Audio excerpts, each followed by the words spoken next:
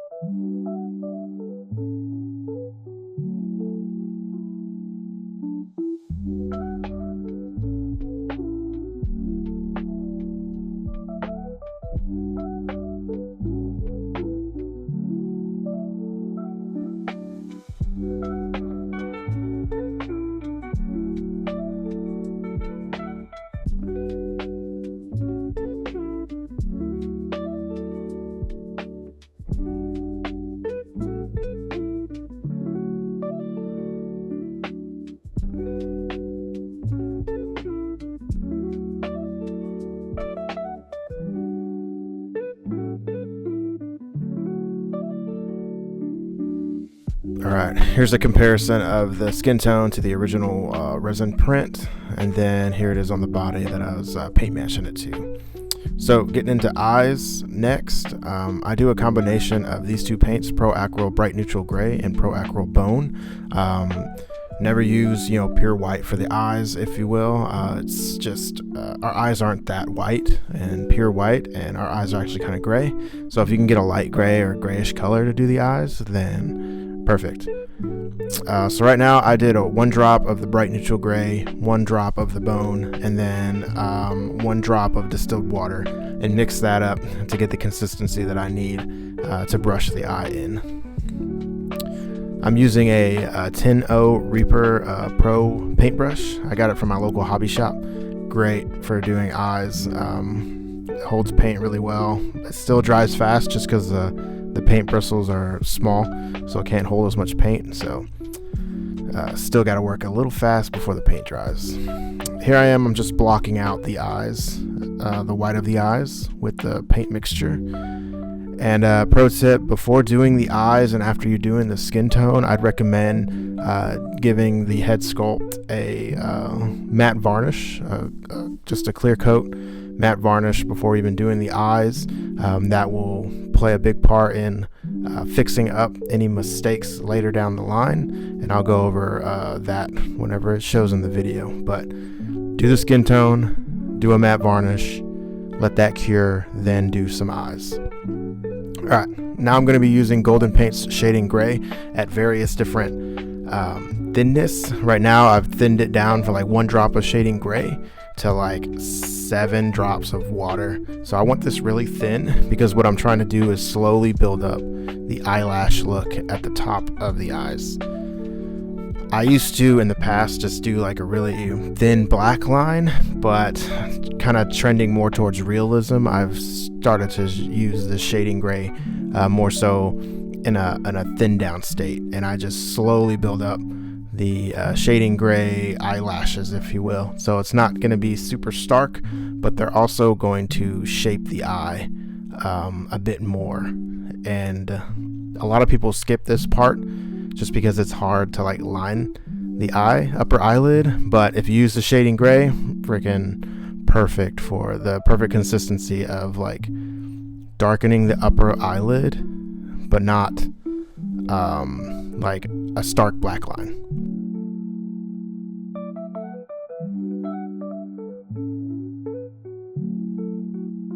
So as you can see, the left eye, our right, as we're looking at it, you can see the upper eyelids start to take shape with the eyelash compared to the left. And it's just a subtle difference, and that's kind of like what I'm looking for when I paint heads. It's just doing subtle things to make a big difference in the sculpt and the paintwork.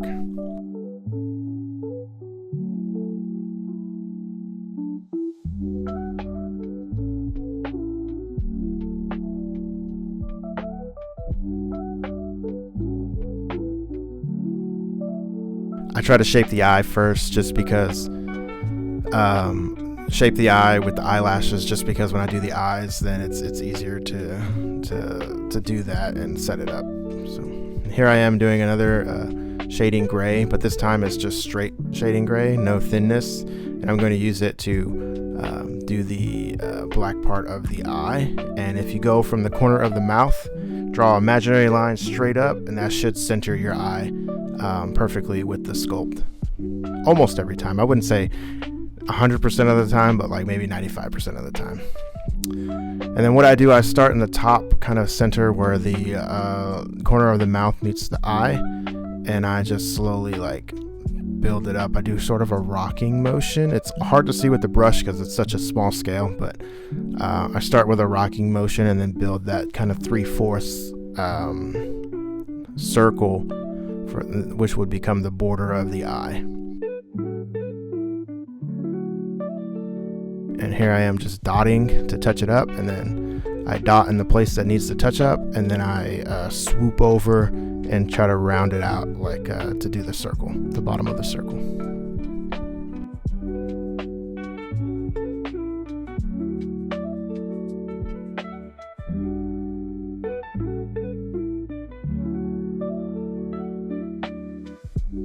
So I like these combinations of the white and the Shading Gray because it gives just a more realistic just look rather than a stark white and a flat black for the eye.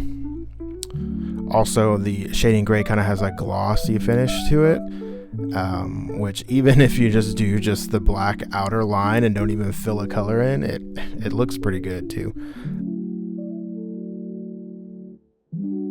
But yeah, patience is key. and just take your time. Don't worry if you make a mistake. Painting eyes is usually about fixing the mistakes. This video right here is just a super lucky one for me. I never get it on the first try. I always have to do it 2 or 3 times fixing the eyes, and it just so happens that I got this one on the first try. I do a little touch up in a little bit and with a sharpened toothpick, and I'll go over why that is important when we get to the clip. Same process, just lining up the corner of the mouth, going up and starting to build that eye. As you can see, I made his right one, our left, a little bit bigger, so I went to the right to kind of match the left one, and I kind of nicked the bottom of his eyelid on his left eye that I'm painting right now, which I'll go back over and touch up.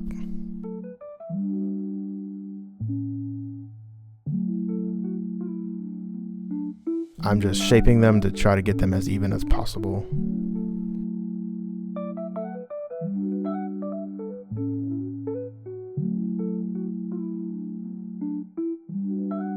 Alright, here I am using a sharpened toothpick to just kind of sand away the paint where I don't want it. Since we had a matte varnish layer between the skin tone and like the new eye paint, you're able to just kind of rub away the paint mistakes that you make.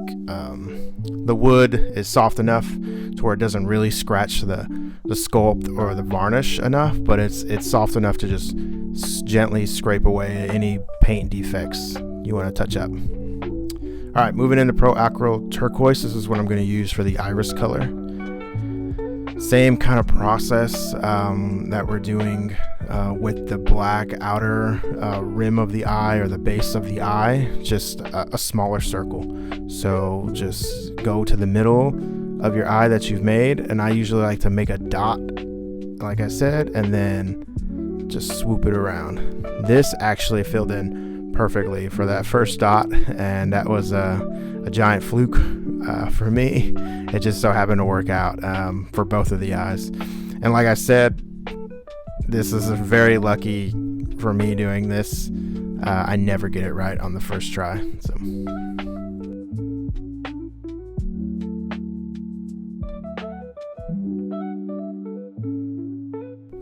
all right, and then we're gonna go back with the shading gray and try to make the pupil in the iris. So same concept as before, just kind of go to the middle of the blue circle now, the iris color, and then make a dot.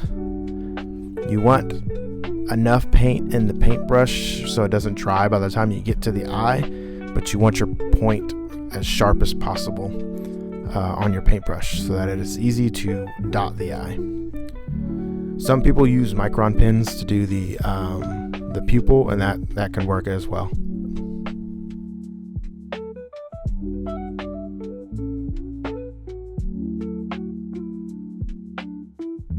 Here I am just checking the size of the pupil and the eye's position, and I'm pretty happy with that. Alright, now I'm just going back and redoing the upper eyelid with more of that thin down shading gray, Golden Paints shading gray, to just block in the eye.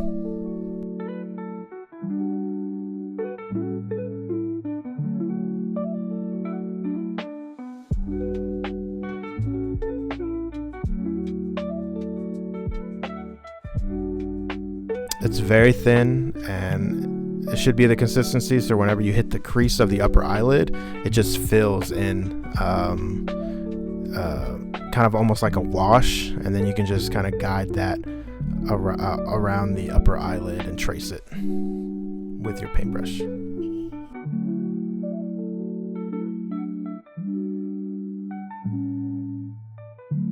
Alright, I'm going to use the Tamiya Clear Red, the same wash that we use for the skin tones in the early videos and that I've talked about.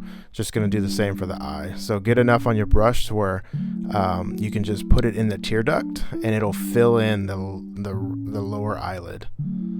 So it just kind of fills in naturally. I like to just get a decent amount on my paintbrush, dot the tear duct so that it makes a little pool, and then kind of just trace the lower eyelid. And this will dry clearer than it looks, and it'll give you that kind of redness in our eye underneath. Some people do pink, some people do like straight red or whatever. I find that the clear wash gives that subtle look that I'm always after.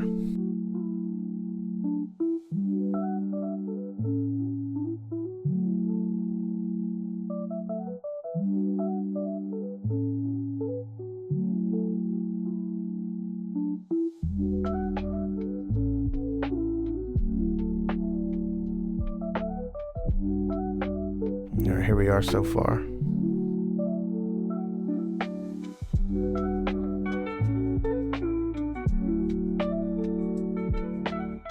Alright, and then we're going to move to eyebrows, and I do the same shading gray, but this time not as thin, so like a 1 drop to like maybe a 3 drops of water. And then what I'm going to do is just lightly brush the sculpt of the eyebrows. And so what I found that this does is it almost kind of acts like a wash as well, where initially the paint will flow into the recesses of the sculpt, and then as the paint dries on your paintbrush, you start to almost dry brush the top of the sculpt, the eyebrow sculpt. And so it creates these like dips, these kind of valleys and like hills and mountains, if you will, on the sculpt, and creates some variation between the eyelashes, almost looking like you've painted each eyelash individually.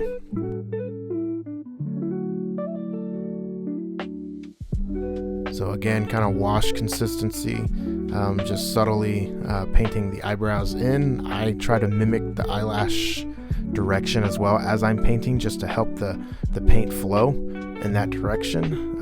But really it's the sculpt work doing all of the work for these eyebrows, and then the shading gray accentuating that sculpt work. I don't like to just do a block of paint for an eyebrows, for the eyebrows. I like to try to make it as realistic as possible.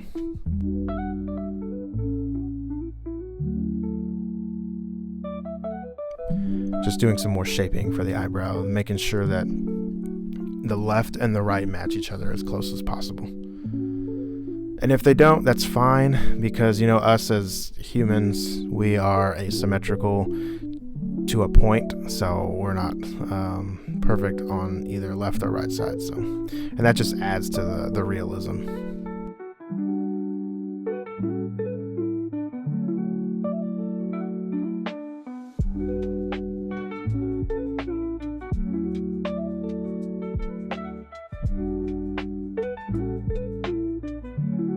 And I tap it with my finger to just sort of blend it, to dry it, and just like blend it into the sculpt.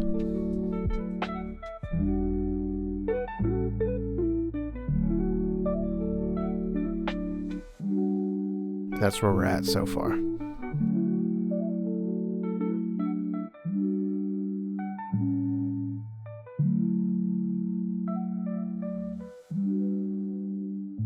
Alright, then we're going to move to the hair, dark neutral gray.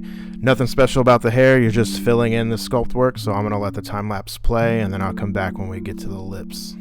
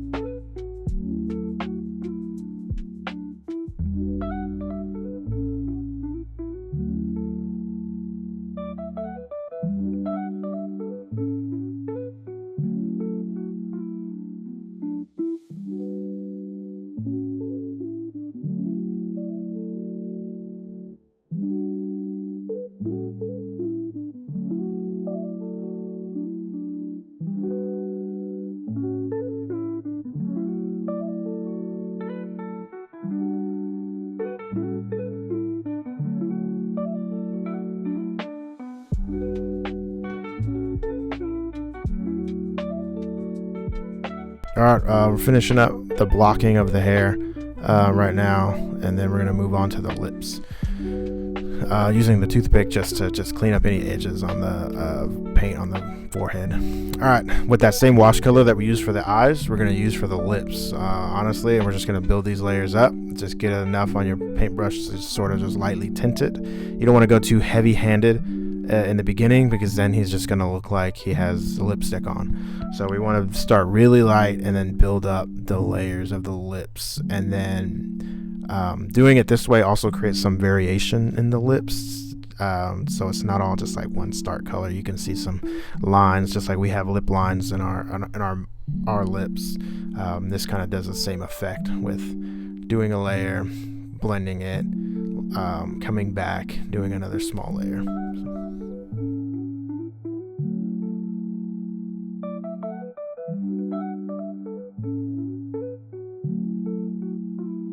This is just my go-to for a lip color. If someone else's lip color, is a different color, I would say the same thing. Just take your whatever color it is that you want the lips to be, and do it as a thin wash consistency, and build up those layers.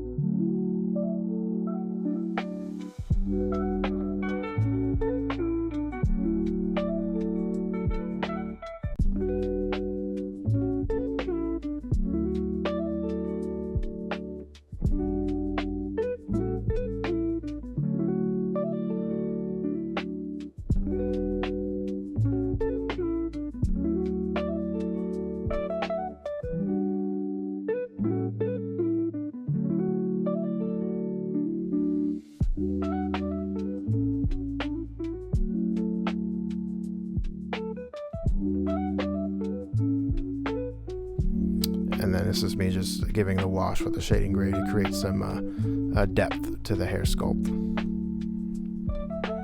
But that concludes the video. I mean, if you've learned something, please leave a comment telling me what you've learned.